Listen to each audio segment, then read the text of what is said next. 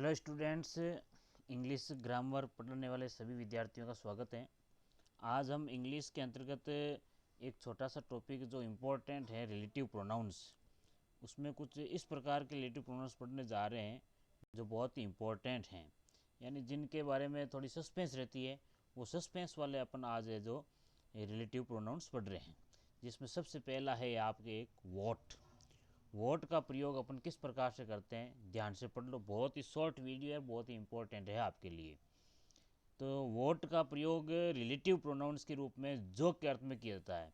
किसके अर्थ में? जो के रूप में। तो इसमें याद रखना आपको, वोट का प्रयोग अपन करेंगे जो के अर्थ में। किसके रूप में? जो के अर्थ में। और अब देखो इसकी कंडीशन क्या क्या होती है। सबसे पहले आपको याद रखना है कि वाक्य के प्रारंभ में रिक्त स्थान हो, यानी पहली बात आपको ये याद रखनी है, अगर वाक्य में आपके सेंटेंस में फिलिंग द ब्लैंक्स स्टार्टिंग में दे रखी हो तो उस समय अपन है जो वोट का प्रयोग अपन है जो रिलेटिव प्रोनाउन के रूप में करते हैं। दूसरी बात है वर्ब के पश्चात रिक्त स्थान होने पर। और तीसरी बात है वर्ब प्लस ऑब्जेक्ट के पश्चात रिक्त स्थान होने पर।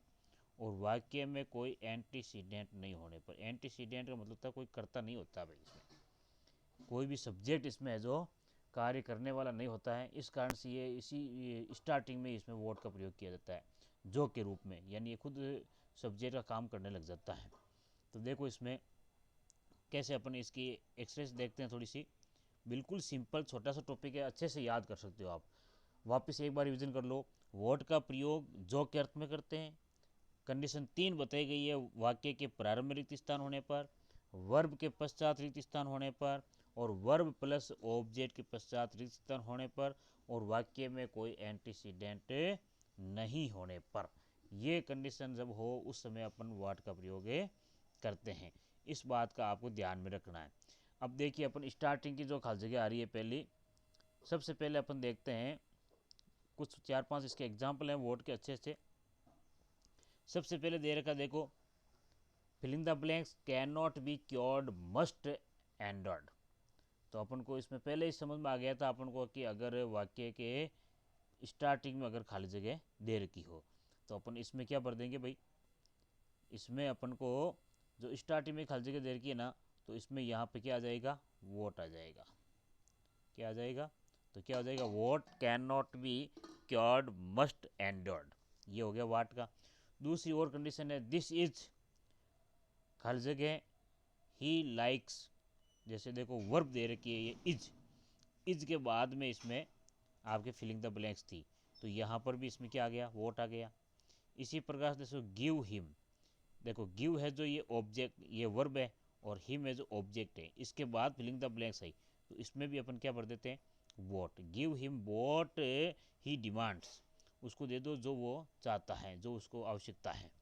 ठीक है, वर्ब प्लस ऑब्जेक्ट हो गई।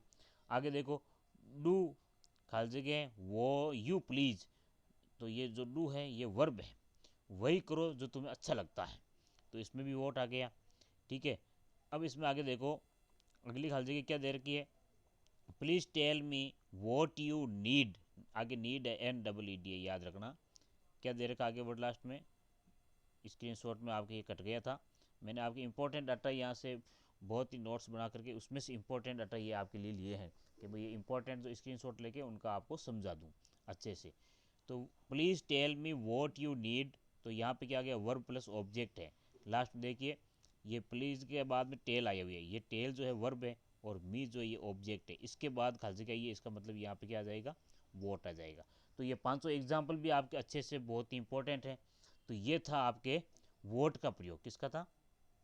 अब अपन इसके बाद में एक और लेते हैं इंपॉर्टेंट जो इसमें रिलेटिव प्रोनाउन वही लिए हैं आज हमने। बाकी सिंपल तो सभी आते ही हैं आपको, हु वाले, वो तो अपन और भी एक क्लास में ले लेंगे, लेकिन पहले आज इंपॉर्टेंट ही कर रहे हैं। फिर आता है डेट का प्रयोग। डेट के प्रयोग में देखिए बहुत ही इंपॉर्टेंट है, ये भी ध्यान रखना है। सीधी सीधी बातें कर लेते हैं पहले अपन इसमें।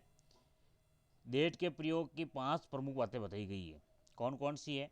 देखो, यदि वाक्य में रिक्त स्थान के पहले नाउन, पहले वाले नाउन एंटीसीडेंट होता है, ध्यान रखना, से पूर्व सुपरलेटिव डिग्री हो, तो पहली कंडीशन डेट की आ रही है कि एक वाक्य में आपके जो पहले वाला वाक्य आता है, स्टार्टिंग वाला वाक्य, उस वाक्य में जो नाउन आता है, नाउन से पूर्व सुपरलेटिव डिग्री आती है। सुपरलेटिव जानते हो, जिसमें दा का प्रयोग होता है और ईएसटी लगा होता है। जैसे ये दा है और इसमें लास्ट में देखो इस एडजेक्टिव के बाद में, विशेषण के बाद में ईएसटी लगा हुआ है, और ये एंटीसीडेंट है नाउन। इसके पहले ये सुपरलेटिव डिग्री आ गई, इसको कहते हैं सुपरलेटिव डिग्री। तो ये अगर वाक्य में रिक्त स्थान के पहले वाले नाउन से एंटीसीडेंट से पूर्व सुपरलेटिव डिग्री हो तो उसमें अपन को है दैट का प्रयोग करना है। तो यहाँ पे देखो बात को पढ़ो, Mohan is the tallest boy, खाली जगह रीड्स इन ओवर स्कूल। तो बॉय से पहले सुपरलेटिव डिग्री है, इसलिए यहाँ पर दैट का प्रयोग हुआ है। फिर दूसरी कंडीशन है, यदि वाक्य इंटरोगेटिव है तो रिलेटिव प्रोनाउंस हु, हुम, विच के स्थान पर दैट का प्रयोग करते हैं। अब देखो यहाँ पर भी देखिए, यानी ये बात बताई गई आपको, हु, वाट ये आ रहे हैं ना, इन वाले वाक्य में आपको है जो दैट का प्रयोग करना है। ये कंडीशन भी एक दैट की बहुत इंपॉर्टेंट है। यानी जैसे इसमें हु आ गया तो यहाँ पे दैट खाली जगह में, यहाँ वाट आ गया तो ये दैट, और ये वाट तो ये दैट, ये वॉट तो ये दैट। तो देखो सब में ना, अगर वाक्य में अपन को क्वेश्चन वाले सेंटेंस मिलते हैं, जैसे हु इज ही खाली जगह ट्रेवल्स यू, तो दैट आ जाएगा, who is he that travels you. What is it खाली जगह यू लाइक, तो इसमें भी दैट आ जाएगा, what is it that worries him so much. और चौथी है, what is the man that abuses you. तो ये इस प्रकार से अपन को दैट वाले वाक्य देखो क्लियर हो गई। इनसे समझ सकते हैं कि जिसमें डब्ल्यूएस वर्ड आ रहे हैं स्टार्टिंग में, तो इनके स्थान पर ये दैट का प्रयोग इसमें किया जाता है। तो ये दूसरा इसका नियम था। फिर आगे देखो तीसरा नियम, तीसरा और चौथा कंडीशन क्या है, यानी पूरी डिटेल से पढ़ रहे हैं अपन दैट और वॉट को, तो ठीक है। तो यदि रिक्त स्थान के पूर्व only, any, same, all, nothing, no one, nobody, anybody, anything, none, little, ये शब्द मिलते हो तो उसमें भी आपको दैट का प्रयोग करना है। जैसे स्टार्टिंग दे रखा ये ऑल वर्ड आ गया, तो ये खाली जगह आ गई, that glitters is not gold. देखो यहाँ पे एस लगा हुआ है, लेकिन ये ध्यान रखना ये बहुवचन में नहीं गिना जाता है, ये आपके सिंगुलर ही होता है। तो all that glitters is not gold, यानी जो सारी चीज़ें चमकने वाली होती है ना, वो सोना नहीं होती है। फिर आता है दिस इज़ द सेम, तो ये पे क्या आ गया, सेम आ गया। तो सेम आता है तो भी अपन को क्या यूज़ करते हैं, दैट का। This is the same person that you beat. तो यहाँ से कंफ्यूज हो जाते हैं, क्योंकि पर्सन वाला में बताया गया कि अपन को हु भरते हैं, है ना, या हुम भरते हैं या हुज भरते हैं, ये भरते हैं। तो यहाँ पर भी ध्यान रखना, ये सेम आ जाता है तब अपन को उसमें दैट का प्रयोग करना है। तो ये तीसरी बात आ गई। फिर देखो चौथी बात क्या कहती है, यदि किसी वाक्य में रिक्त स्थान के पूर्व व्यक्ति प्लस वस्तु, पर्सन प्लस थिंग, या व्यक्ति प्लस जानवर, यानी पर्सन प्लस एनिमल आए तो दैट का प्रयोग होगा। देखो ये कंडीशन भी ध्यान रखनी फिलिंग द ब्लैंक से पहले। क्या बात दे रखी है कि द मैन द डॉग, ये एक तो व्यक्ति है और एक जानवर है, तो ये दोनों खाली जगह से पहले आ जाता है, तो उसमें अपन को दैट बनना है। तो the man and the dog that you see live the next door. आगे समझ बात। अगला देखो, the cow heard and his cow. Cow heard होता है गडरिया, और वो और उसकी गाय, तो एक व्यक्ति हो गया एक जानवर हो गया। That we see walking on the ground live in this village, तो वो जो इसमें हमने देखा था वो इसी गांव में रहते हैं। तो ये इसमें आ गया आपके चौथा नियम, ठीक है। फिर इसका दैट का पांचवा नियम देखते हैं अपन, ऑफ प्रीपोजिशन ऑफ, यानी प्रीपोजिशन मिलते हैं का प्रयोग रिलेटिव क्लोज की वर्ब के पश्चात हुआ हो तो दैट का प्रयोग होगा, न कि हु, हुम या विच। यानी लास्ट में देखना है प्रीपोजिशन आता है तब। जैसे देखो सेंटेंस समझिए पहले, आई नो द मैन, यहाँ पे व्यक्ति है यार, लेकिन लास्ट में देखिए यू आर टॉकिंग अबाउट, ये जो प्रीपोजिशन है इसकी वजह से यहाँ पे दैट प्रयोग हुआ है। I know the man you are talking about, जिसके बारे में तुम बात कर रहे थे जो व्यक्ति, ठीक है, तो इसके लिए दैट का यूज हुआ। फिर देखो I know the house lives in, ये जो इन है इसकी वजह से यहाँ पे ये दैट आया खाली जगह में।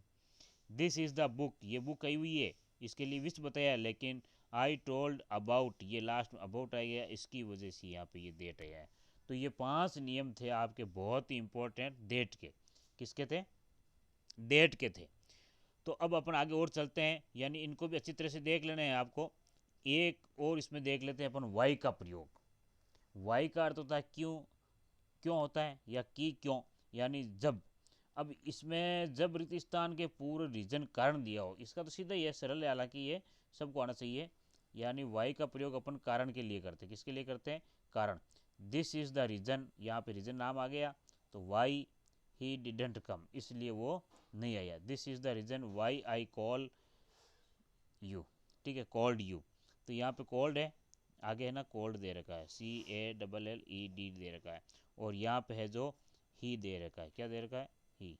तो यही आप समझ लेना, छोटा सा आपने ये टॉपिक था, बहुत इंपॉर्टेंट हमने दो तीन जो ये कंफ्यूज करने वाले थे, दैट, वाट और वाई, ठीक है, ये हमने आज इसको अच्छे से देख लिए। तो इनको अच्छे से देख लेना, समझ लेना, और बार बार इसको आप देखेंगे तो ये समझ में आ जाएंगे। ओके दोस्तों, गुड बाय।